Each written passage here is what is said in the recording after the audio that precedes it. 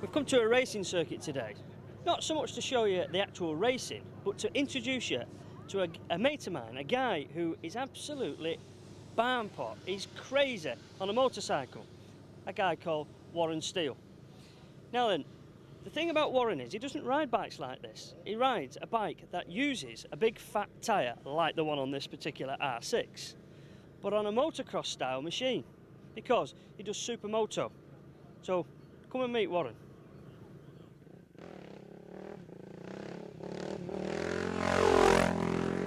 So this is my barmy mate Warren. Now I've introduced you as barmy Warren, but I don't mean it disrespectful. I mean it as in you've got a wild streak about you when you ride these two-wheel devices of various different types. But you've just took a liking to this Supermoto lar. Why? Well, it's a bit similar to motocross. You don't have to train as much on your fitness. Oh, you lazy old bag. You can go to booze the night before. Oh, don't admit that.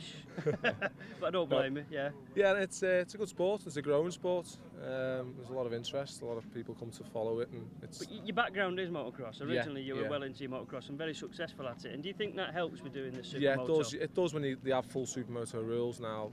A lot of Supermoto races now are on tarmac. Yeah.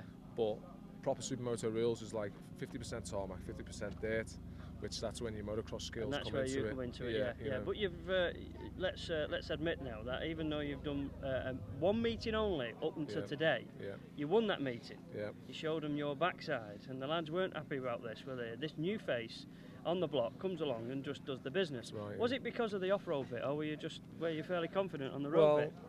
The tarmac at first, it took me a while to get used to it. You know, I was basically on their speed on the tarmac. I wasn't quicker, I was about the same. But then as soon as we got in the dirt, I was in my own league. Yeah, then, in the element, I suppose. In the element, yeah, that's right. Yeah. Just, it suited me down to the ground. Yeah. So having done, well, this is your second meeting, and you're just primed to go out and do your bit. Yeah. So having done 2 meetings, do you think you're going to stick to it then? Or yeah. As you can see, we've got the setup here now. So you've got a tremendous setup. I mean, and there's a lot of people helping out. I mean, have you got an organised team, or is it just all hands on deck and everyone helps out? Well, I've got a fairly good package together now. Where to work, my boss Vaughan Evans is sorting me out with tyres and the van, and as you can see, all the equipment. Yeah. So that helps, doesn't it? Yeah, really, it's a great help. Yeah.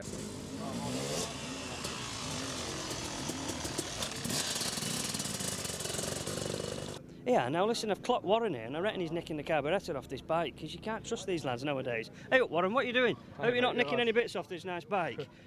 No, I'm just running over it basically, just making sure it's prepared for the race. Nothing's come loose, as you can see. The final check light, yeah. Tell us a bit about this bike, Warren. I mean, how did it start life? Well, it was basically an enduro motocross bike, 620 single cylinder. I just had motocross wheels on it. And then you get Talon wheels, which is specialised in conversions. Yeah, they make the wheels up, don't they, with special wide rims and everything to take road tyres, don't they? Yeah, that's right. So, what's the score here? Are you afraid of getting a bit of dirt on these tyres or something? No, these are tyre warmers. Get your tyres to the temperature before the race. Not to full race temperature. Just to basically give you a bit of an edge when you go out, you see. The shock absorber unit, do you keep that the same, or do you alter the damping and we just make it slightly harder, and then the rebound. Make that slightly slower. So you can deliver the power and everything, right, yeah. How about the front end? Do you do any alterations to that? There's just as I say, same again, different wheel, big disc conversion. You've got your bracket there to space your caliper out. And then just stiffen the forks up, the same as on the back, really. Yeah. Just stop that from diving down the front end, because you've got like 13 inches of travel. Yeah. Because obviously it's for motocross. That's right, yeah. Which is not needed on a road race circuit or Supermoto circuit. So you just basically put spaces in the forks to compress the springs down. Fair enough. What about the choice of it being a KTM? Was there any particular reason for that? Well, they seem to be a good bike on the Supermoto circuit. They're fairly light, but it just seems to suit the Supermoto, and it's what I like riding. And it goes well. Fair enough then. Right, we'll leave you to doing the bits and pieces. Yeah, don't be nicking that shock absorber, it's nicer. Will that fit my bike, do you think? I've got one of them little mopeds.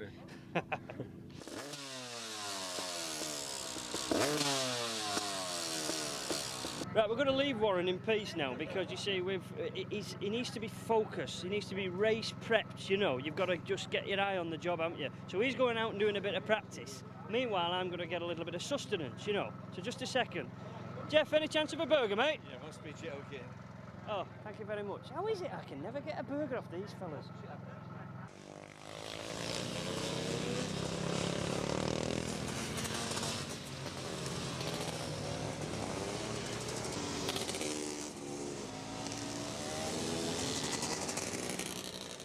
Right, so you've had a practice. We've seen you going around doing your bit of scratching and all that lot. But Yeah. there's a hive of activity, Warren. What's the problem? What's happening? Well, seem to be getting too much heat in my front tyre, and it's sliding out in the front in the corners and that. After the first lap, it's okay. Then when the tyre's getting a little bit too hot, it's starting to slide around on the track. So what we're going to do, we're going to put a harder compound tyre on, which at first it'll be a little bit sketchy on the track, a little bit slippy, but once you get the heat into the tyre, it's going to be absolutely... So you have to work really hard very early on, aren't you? To get some heat into that's it, right, yeah. Well, that should be interesting. So, Right then, we'll keep an eye on that. Yeah. Could be a good bit, that, you know, we might get a bit where you're just going A over T, but we won't want that, right? We don't do that, just warm it up nicely. Right then, but they're working on the back. What's the score with the back? Well, the gearing, we're not getting nowhere near top gear on the course, so we're going to go up on the sprocket on the back. Yeah. We're going to go up 2 teeth on the sprocket, and that'll allow a bit more acceleration for the bike. So a bit of luck, it'll be a little bit better out in the race. But it's a shame we haven't got another practice to try the bike out. You know, it's going to have to be in the race and see how we get on. But you know. But in the practice, you went out first of all on the little 2-stroke first, didn't you? Yeah. Did you not like that or something? Did it not suit the No, circuit? we're having carburettor problems with it. The main jet in the carburettor was a little bit too big for the fuel. We're running half-gas on it now, which is a high-octane fuel. Now, the bike's blubbering top end, so that's why we've done a lap, and then we jumped straight onto the 4-stroke, the bigger CC. So I noticed now that the little one is now donor by using the back sprocket of the little one on the big one. Pinching But that's buddies off ideal, that isn't one. it? Yeah, well, you've got to use the running spares. Fair enough then. Well, let's see how you get on in the race then. Wish you the best of luck. Great, thanks a lot. Yeah.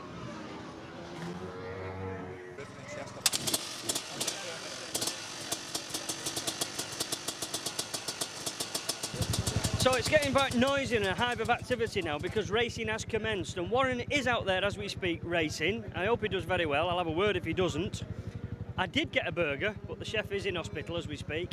But we did actually get to go and visit Warren at his place of work, if you can call it a place of work, playing on his various different toys.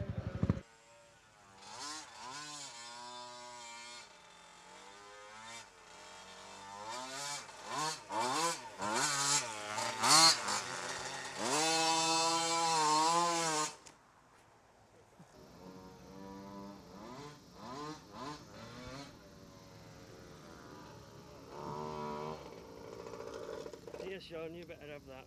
Slipping dangerous. Give us that mic. Warren, what on earth is that thing? It's frightening. Well, it's a Californian GoPed, they call them, originally from the States. Now they're over here.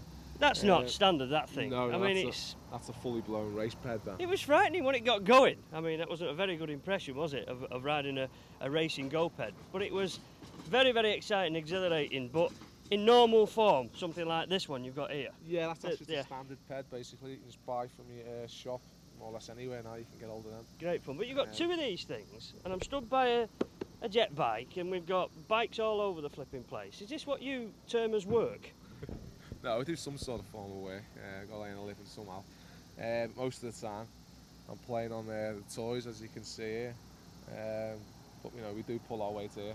Oh, honestly, yeah, believe it. If this is what you call work, I want this job. I start on Monday. But listen, this jet bike's got no wheels. I mean, I thought wheels was the qualification. Why jet bikes? Just a form of fun, really. Vaughan Evans, my boss, is a 3 times national jet ski champion.